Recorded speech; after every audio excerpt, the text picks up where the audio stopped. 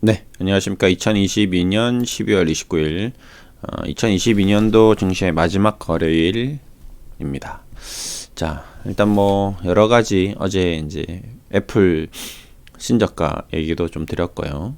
증시는 2259포인트, 약 1% 정도, 0.9% 정도 하락하고 있습니다. 코스닥도 1% 정도, 684까지 좀 내려앉은 상태고요. 좋지는 않습니다. 배당락 이후에 주가가 좀 더 밀리는 그런 모습입니다. 그래서 제가 이번에는 올해는 배당주 투자를 하지 않겠다라고 했던 바로 이유가 이제 이런 부분이죠. 배당락 이후에 배당주에 대한 기대감마저도 이제 사라지면 그 배당주들은 아무래도 성장 모멘텀이 굉장히 약한 부분이 있습니다. 배당을 받긴 하겠으나 지금 고금리 상황에서 그 배당을 받고자 기다렸던 투자자들의 자금이 이제 배당을 받고 나서 이탈을 해버리면 그 이후에 들어올 그 넥스트 투자자가 누가 될 것인가 라고 질문했을 때 쉽지 않겠다라는 생각 때문에 그동안 꾸준히 해왔던 배당주 투자를 올해는 단행하지 않고 현금 비중을 계속 가져가는 전략을 취했습니다.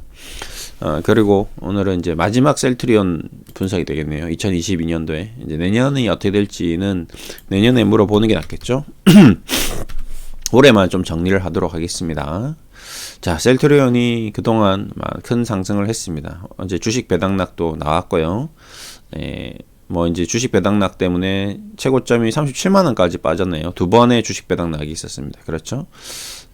저도 이제 40만원이 넘었었나요? 40만 몇천 원까지 갔던 것 같은데, 일단 40만원을 기준으로 잡고 두 번의 주식 배당락으로 인해서 이제 37만원까지. 주식을 배당 받으신 분들은 장기적으로 계속 가져가면 이제 수익률이 조금씩 이제 개선되는 거죠. 이제 주가가 나중에 30만 원대 올라가면 30만 원의 주식을 2년 전에 샀던 분은 수익이 나는 거죠. 그렇겠죠. 그래서 주식 배당을 하는 이유가 이제 장기적인 투자자들에게 어떤 주주 환원 정책으로서 좋은 성과를 내기 때문에 그렇다라고 생각하고 있습니다. 현금 배당 같은 경우는 돈이 빠져나가 버리니까 그냥 그 돈을 써버리는 경우가 많거든요. 그 돈을 가지고 다시 주식을 재투자하는 경우는 뭐 있기는 하겠지만 한 50-50 반반 정도 될 거라고 저는 생각합니다. 네, 그런 면에서 주식 배당이 나중에 향후에 장기적으로 셀트리온의 발전으로 인해 투자 수익을 얻을 수 있는 좋은 장점이 될 수 있다. 단 대신에 주식의 수가 늘어나기 때문에 주식 가치가 희석되는 그런 약점도 있긴 합니다. 어쨌든 주가가 이제 16만 원 선에서 좀 횡보하고 있습니다. 제가 이제 계속 이제 셀트리온에 대해서 중간중간 코멘터리를 계속 하고 있습니다. 네. 분식회계 이슈가 이제 개선되고 20만 원대 21만 원 정도 넘어섰는데요. 그렇죠? 지금 주식 배당락 때문에 좀 빠졌네요. 가격이. 어쨌든 수익 실현을 하고 그 이후에 지금 횡보하는 국면에서 이제 앞으로 어떻게 대처해야 될지에 대해서 계속 고민을 하면서 뭐 15만 원 언더로 좀 빠져준다면 다시 기회가 오지 않겠는가라고 얘기 드리고 그 이후에 뭐 추가적으로 상승하는 거나 이런 것들에 대해서는 뭐 매수의 관점이라기보다는 관망의 관점으로 스텝을 한 걸음 뒤로 물러서서 어떻게 이 주식을 잘 투자를 하느냐에 대해서 집중하면서 지금 방송을 계속 하고 있습니다. 좋은 기업이라는 거는 뭐 틀림없는 사실이고요. 앞으로 성장할 기업이라는 것 역시 틀림없는 사실이고, 이 회사 가지고 있는 이 약들이 약의 효능 가치라든지 향후 성장 가치는 무궁무진하죠. 그 다음에 뭐 신공장 증설이라든지 뭐 다양한 이슈가 또 생길 수 있을 겁니다. 그럼에도 불구하고 지금 이 셀트리온을 둘러싸고 있는 환경, 매크로적인 관점이 굉장히 좋지 않죠. 우선 첫 번째가 금리, 그 다음에 부동산 시장 리스크, 그 다음에 경기 침체, 그 다음에 전체적으로 소비 감소, 뭐 이런 것들이 아픈 사람도 내가 경기가 안 좋고 이제 급여 소득이 줄어들고 자본 소득이 줄어들고 가계 소비에 대한 어떤 리스크가 발생하면 병원을 가려고 하는 것도 좀 참아보지 이렇게 될 수가 있는 거거든요.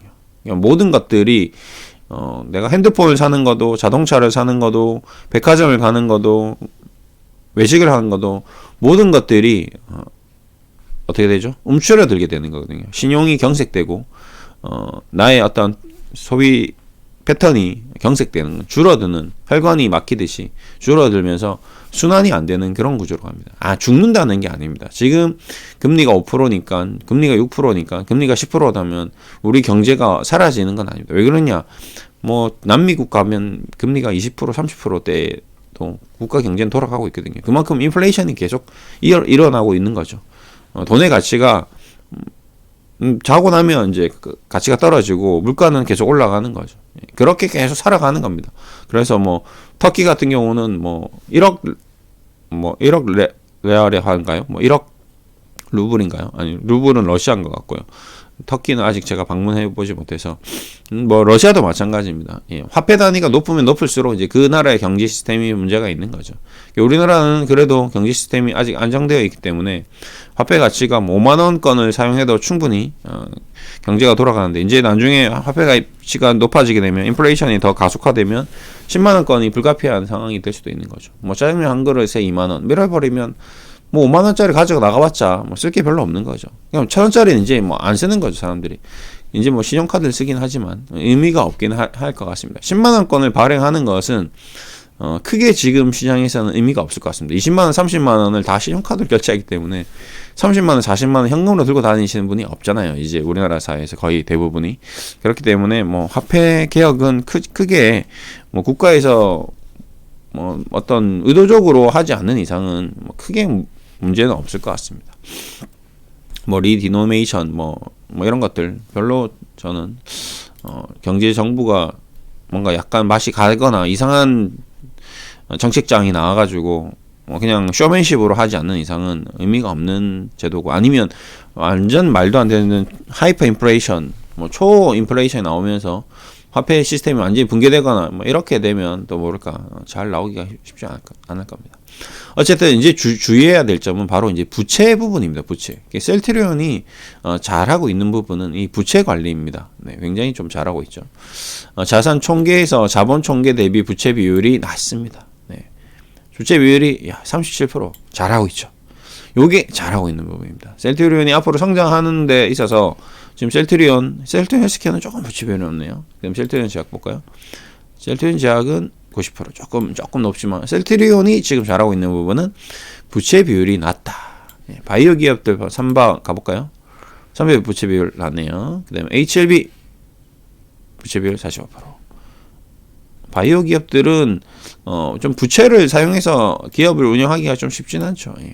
안 그래도 지금 얘네들은 주로 이제 유상증자를 많이 하죠. 유상증자를 해서 돈을 그냥 확 땡겨 버리니까 대출을 받아서 사용하는 경우가 좀 드뭅니다. 이제 대출을 많이 사용하는 기업들은 굉장히 안정성이 있는 산업들, 자동차 산업 이런 것들 확실하게 내가 돈을 벌 수 있는데, 공장만 지으면 돈을 벌 수 있는 그런 기업들이 대출을 더 많이 사용하죠. 이런 기업들은 이자 부담 비용이 더 커버리면, 보시면 재무적으로 내쳤어요.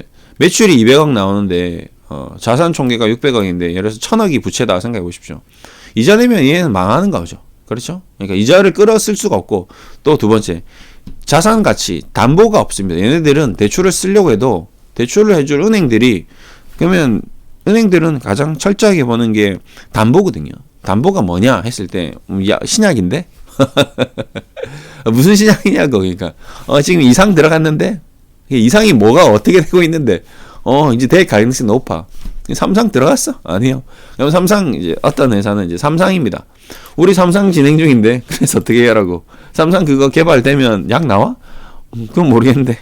그럼 담보 가치가 없는 거죠. 그럼 어떻게 된다? 대출을 안 해줍니다. 그렇기 때문에 바이오 기업들은 일단 기본적으로 부채 비율이 높지는 않습니다. 근데 현대차 가볼까요?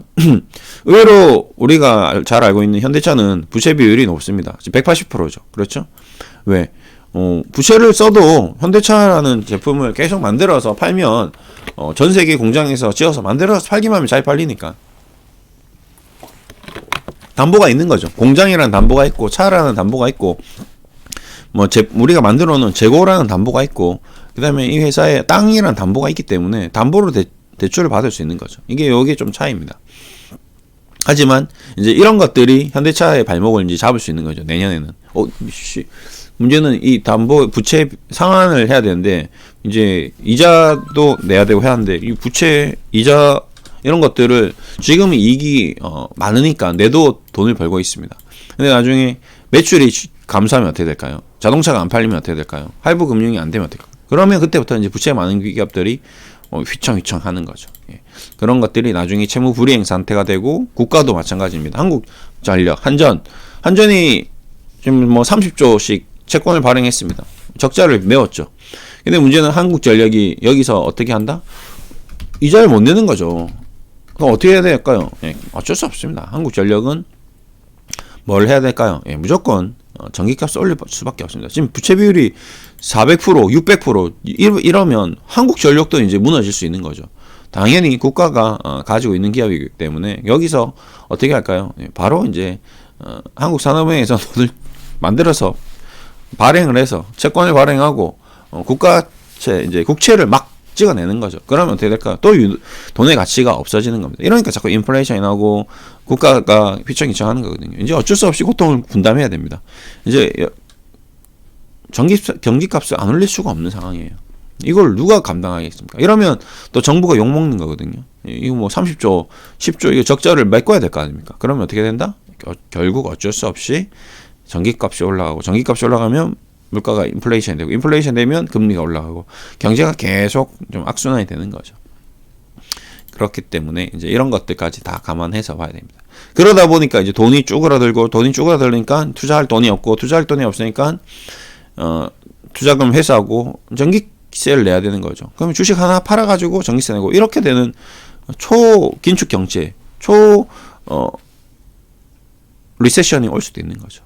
그러다 보니까 이제 증시 전체적으로 사이클 자체가 다운 사이클로 갈 수밖에 없는 좀 안타까운 현실입니다. 그래서 지금은 기업 자체를 논하는 국면이 아니고요. 예, 거시 경제를 논하는 국면이고 매크로를 논하는 국면이고 금리를 논하는 국면이고 부동산 경기가 앞으로 어떻게 될 거냐를 논해야지 셀트리온이 어떻게 되느냐는 그 다음 문제입니다. 얘네들이 괜찮아진 다음에 셀트리온을 봐야 되는 거죠.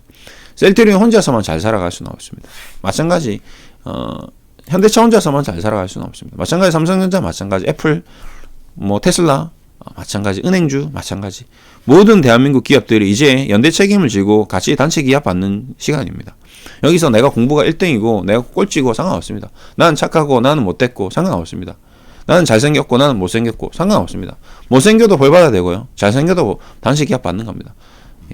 그건 금리가 올라갔기 때문에 단체 계약을 같이 받는 거죠. 예, 이제 그래서 단체 계약을 받고 이제 개선의 여지가 생기는 그런 국면으로 돌아서야지 그때 어떻게 될까요? 그러면 이제 셀트리온이 그때는 이제 폭발적으로 성장하겠죠. 왜? 그동안 기업 구조를 잘 운영했고 기업을 잘 경영했고 부채 비율을 낮게 이자 비용을 줄였고 영업 전략을 더 타이트하게 해서 비용을 절감했고 철저하게 기업 관리 잘해서 중국 쪽 활로를 열어놨다. 중국 뭐 오픈해줬다.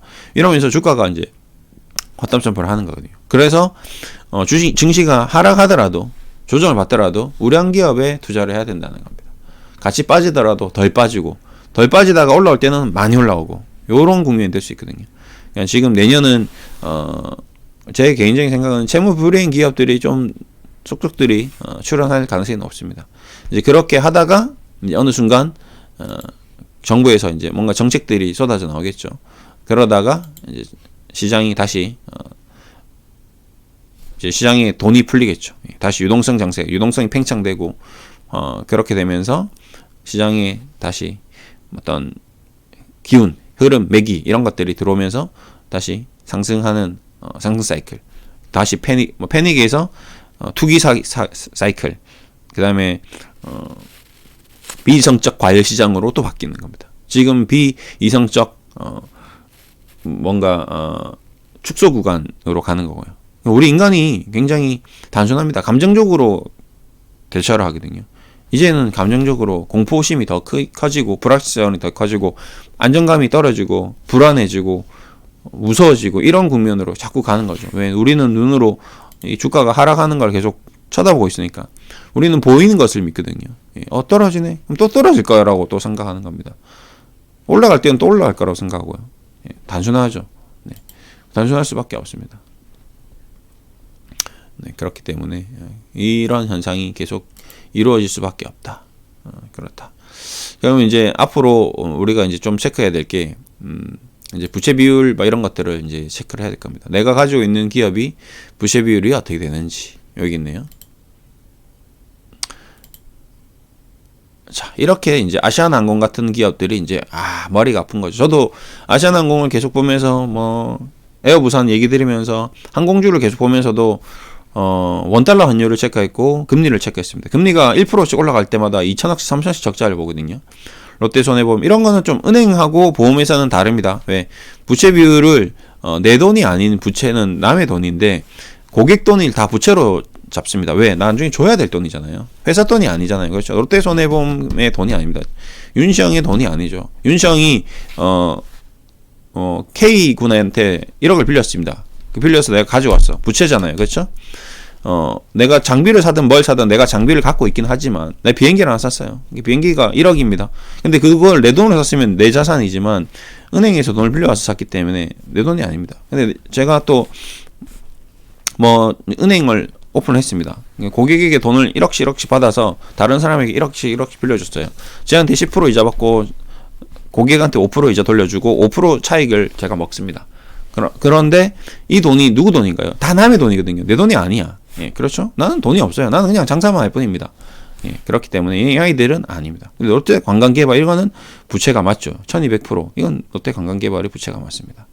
얘네들이 무엇을 하는지 모르겠지만 뭔가 이런 거 개발을 하면서 관광지를 개발하거나 하면서 뭐 PF 대출을 받거나 아니면 뭐 그쪽 관광지에 대해서 예를 들어서 뭐 세부에다가 호텔 하나 짓는다. 롯데호텔. 그 돈 어떻게 지을 수 있을까요? 예, 투자 유치 받아서 짓는 거죠. 근데 그 돈을 누구한테 받는 겁니까? 외부인한테 받는 거거든요. 그러면 어떻게 해서 이자를 줘야 되거든요. 이자가 올라갔어요.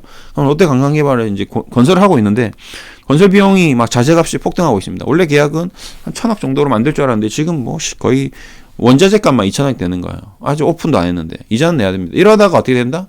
이런 기업들이 도산이 되는 거죠. 채무불이행이 되는 거죠. 이자를 못 내겠다. 이자 낼 돈이 없어요. 어떡하죠? 그러면 다행히 롯데는 계열사가 있습니다. 롯데 쇼핑 돈 좀 줘봐봐.